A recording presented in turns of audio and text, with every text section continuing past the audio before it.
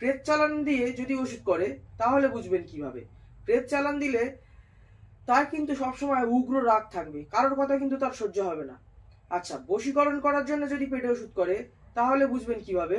হয়তো হয়তো 5টা মানুষ আছে, সেই 5টা মানুষের ভিতরে কেউ হয়তো কাউকে ওষুধ করতে চাচ্ছে, বা কেউ হয়তো কাউকে ওষুধ করেছে, পেটে ওষুধ খাইয়েছে হয়তো কোনো খাবারের মাধ্যমে, বা কোনো জলের সাথে, বা কোনো প্রসাদের সাথে, বা কোনো যে কোনো জিনিসের সাথে হয়তো খাইয়েছে।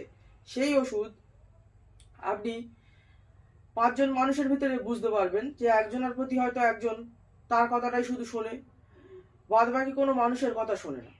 সেই ক্ষেত্রে বুঝে নিতে হবে যে পেটে ওষুধ করেছে।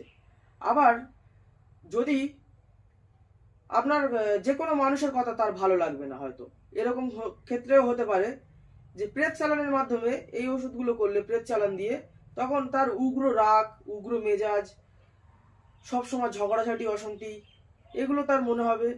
বা এই পেটে ওষুধ করলে সেই মানুষের মাথা মস্তিষ্ক খারাপও হয়ে যেতে পারে, সে পাগলও হয়ে যেতে পারে, বা বিছানা সজ্জাও হতে পারে। এই সমস্যাগুলো মানুষের হয় পেটে ওষুধ করলে।